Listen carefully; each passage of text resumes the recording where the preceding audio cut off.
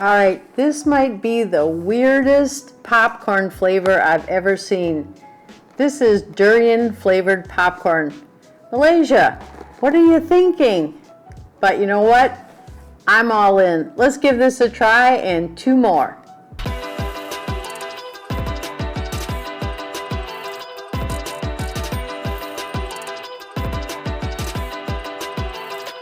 All right, let's start with something fun, popcorn. So here in Malaysia, they have some wild and crazy flavors. I mean, cheese not so much, but after that, so I decided to grab these 3. This one is cheese, this one is bubble tea, we'll see what that is, and this one, dun dun dun, is durian. Okay, Malaysia, let me know. Show me what durian popcorn is all about. Let's open these up, give them a smell, give them a taste test, and see what we think. All right, here's the cheese.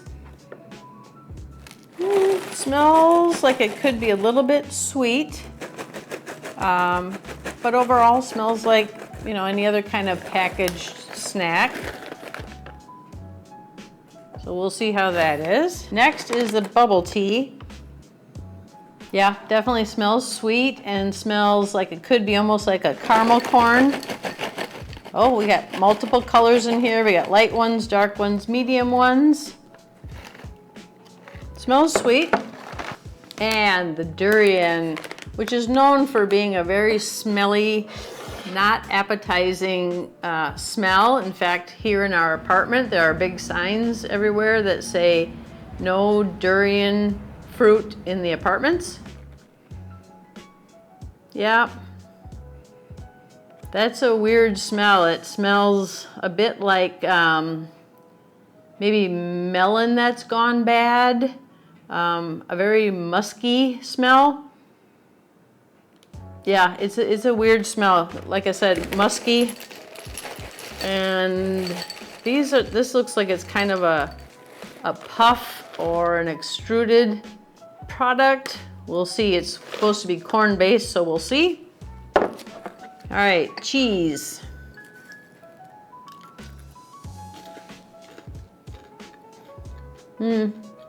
Definitely sweet. I'd say so far I can't really taste any cheese. That one had a little more cheese on it. I don't know how old you are or what you've been exposed to, but back in the day you used to get these big, huge cans of popped popcorn, and there would be a cheese, and there would be regular plain, and then there would be caramel corn. And if you took a handful of caramel corn and mixed it with the cheese, that's pretty much what this tastes like. A lot sweeter than I thought it would be, and not a real strong cheesy taste, much more on the sweet side. Ugh. Today's my day for spilling. Okay, now we have the bubble tea. Let's take a medium, a dark, and a light kernel.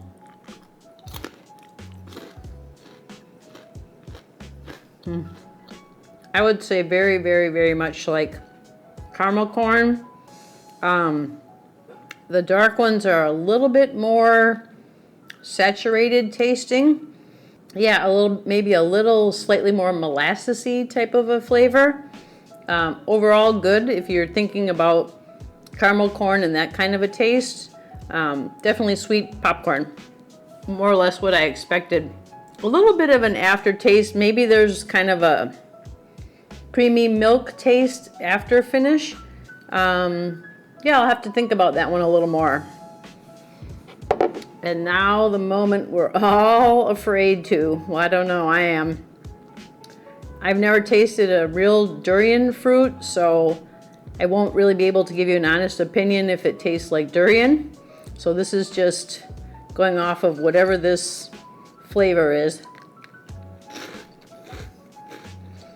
It's a puffed product that has a little bit of a hard coating on it. It's definitely sweet, crunchy, definitely crunchier than the other 2 actual popcorn products. This has more snap and crunch to it.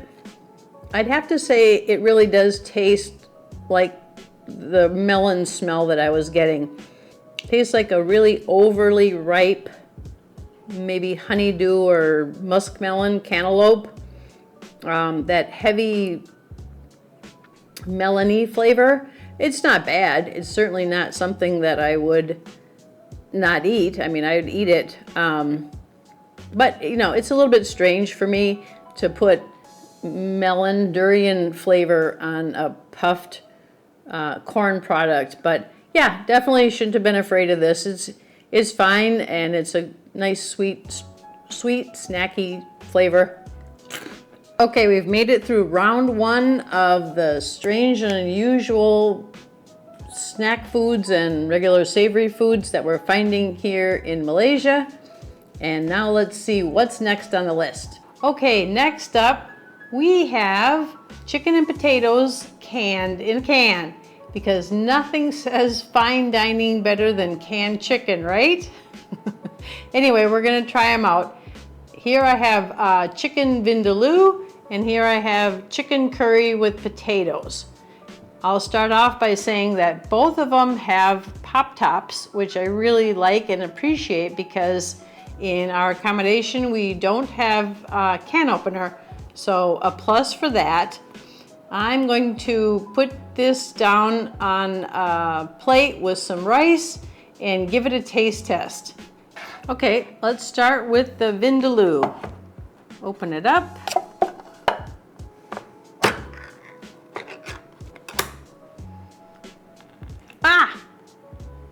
Okay, lesson learned. You can't tip the can that much to show without spilling. Okay, let's see. Has a little bit watery consistency on top. There's big chunks of meat. I assume that's meat and chicken. It smells very tomatoey. It smells fine. I'm gonna put a little bit of this on one side, and then we'll compare it with the curry chicken on the other side. These cans are pretty small. You're not gonna feed a family of 6 or anything with this, but it'll serve our purpose to get a taste. Oh, this is crazy. I don't know if you can see that. I think these are chicken bones, but I'm not sure yet. They sure look like chicken bones though. All right, here's the sauce and the chicken on the one side for the chicken vindaloo. Next, we'll go for the chicken curry with potatoes.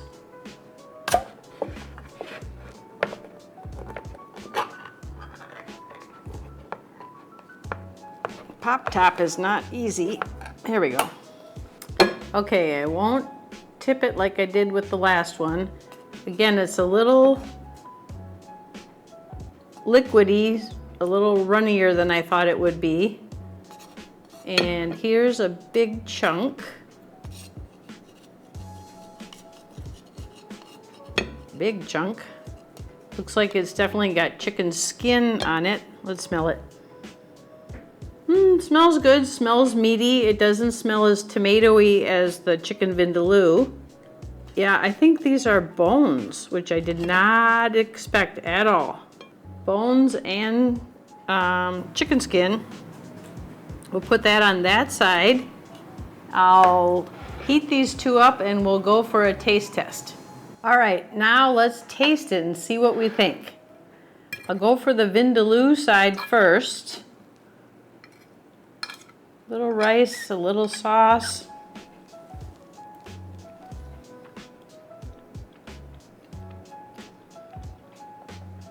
It is tomatoey.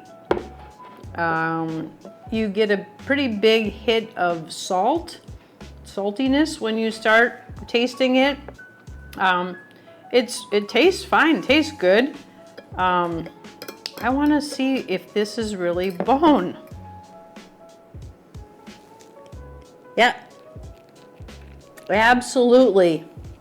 Look at this. This has completely shocked and surprised me.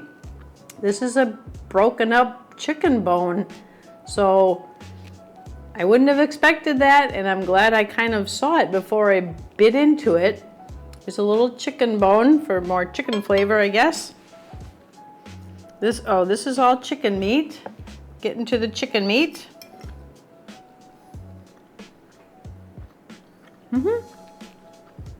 It's tender, salty, and has a very good flavor. It's tomatoey. It's getting a little bit of a kick. Certainly something if you wanted to just heat and eat and go. Just like we had here, we already have the rice cooked up so you can heat and eat. Now let's go for the chicken curry side. Here we go. This is this is chicken skin. You can see the little skin bumps, goose bumps, chicken bumps, I guess they would be called. So there's definitely chicken skin in here. Yep. Again, this is bone. I did not expect that at all. All right, let's give it a little taste. Find the chicken meat and the sauce. Mix it up with a little bit of rice.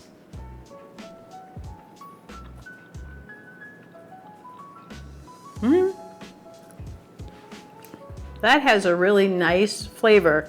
Yes, you can definitely tell that it's a curry taste. Mixes really well with the rice. Both chickens, of course, when you go through the canning process, you're gonna, really thoroughly cook this. So the chicken is very thoroughly cooked, but there is a little pushback. It's not totally mushy. I can feel a little bit of heat coming up with this one as well. It's a very nice spice. It's mild medium or medium. It's certainly not overly spicy. And so my findings are, these are perfectly good heat and eat options. You can just throw them on a plate like I did and throw them in the microwave and you're ready to have some lunch or dinner. The piece that I was absolutely floored about was finding chicken bones in these little chicken cans. So now I know, Malaysia, you have completely surprised me with throwing chicken bones in the canned chicken. But as far as taste goes, it's perfectly fine and tasty. No off-putting smell. And I'd try this again, especially if you're having a lazy day and you just want to get something to eat and move on. I have to add a little postscript to the part about the canned chicken. Mr. Honey Bunny and I had this for lunch, and this was all the product in the can, 2 cans, that could not be eaten. These are bones and cartilage and skin. I guess I find this quite shocking coming from the United States, where I didn't expect to have chopped up bones in a canned product. So again, the taste was fine, the spiciness was fine, but this was a little bit disturbing. Okay, next up, I must have been in a cheesy mood when I went to the grocery store because I came back with at least 4 cheese products. And this one is Julie's cheese sandwich cracker cookies. We'll see what those are all about. We have tasted some other Julie's products of lemon cookies and they were good. Next up we have cheese mousse cake. So this kind of looks like a triangular sandwich, but it's spongy and has a lot of yellow in it. And it claims to be cheesy, so we'll see. Another sweet cheese. And this one, this is really intriguing and maybe a little bit scary. Let's put the English side out. Baked beans with cheese. I like baked beans and I like cheese. I don't think I've ever thought of putting them together. So this is going to be genius or horrible. I don't know if there's going to be an in-between. Let's try them. Let's start with Julie's cheese crackers. They don't smell like much of anything. If you look at it, it looks very similar to a Ritz. I'm assuming, we'll see, if it's kind of a buttery cracker. and maybe a cheese filling. So let's try it. It's certainly not an offensive taste. It's much, much sweeter than I thought it would be. I thought it would be kind of like a nacho cheese or kind of like a cheddar cheese or cheese whiz type taste in the middle. It's actually much more like Oreo filling. It's a lot sweeter cream filling. The Ritz cracker part does, of course it's not Ritz, but it does have that same buttery kind of a crunchy chew. And yeah, it's fine. It's more of a cookie than a cracker. It's kind of a crookie, crackery outside with a sweet inside. So yeah, I'm calling this a crookie. Next we have the cheese mousse cake. I'm gonna guess this is gonna be sweet. It's spongy, almost like a Twinkie, I guess. Doesn't smell like anything. We'll give this a try. It is spongy, and there's a sweetness to it. But other than that, it has very little taste. Slightly sweet, and like I said, a spongy texture, and very little flavor beyond sweet. I can't come up with any cheese or any other spice or anything like that. So very, very, very mild, spongy, sweet cake, kind of a snack, I guess. And now for the next scary one on the list. Baked beans with cheese. Yeah, it smells very tinny. It smells like something that came out of a can. Does seem to have a little bit of a tomato smell, but mostly just a tinny smell. The beans are cooked in a sweet tomato sauce. I would put it kind of on par with like raviolios or something sweet like that. The beans are cooked fine. They're soft, they're not overly mushy. Again, it does have kind of that tinny aftertaste. I'm not picking up any cheese.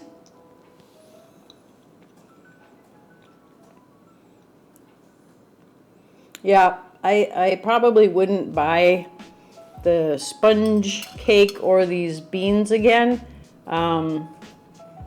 It's just not really super appealing taste. A little bit too sweet. That tinny flavor really doesn't appeal to me. You know, beans are protein and they're cooked fine, they're cooked properly, but beyond that, there isn't really much appeal to them. So there you have the cheese round, the crookies, the sponge cake, and the cheesy beans. Kind of a round, not the cheese punch that I was hoping for. Well, Malaysia, all I can say is thanks for the wild ride. There were so many twists and turns that I did not see coming. Everything from canned chicken with bones in it to some cheesy baked bean mystery thing to durian-flavored pop snacks that I don't think those are gonna stay with us. So what was the most shocking to you, or what would you try and what would you absolutely not try? Please leave a comment in the below. I'm anxious to see what you would say. If you like this video, please give us a thumbs up, subscribe to our channel, and stay tuned for the next one. Thanks for being here.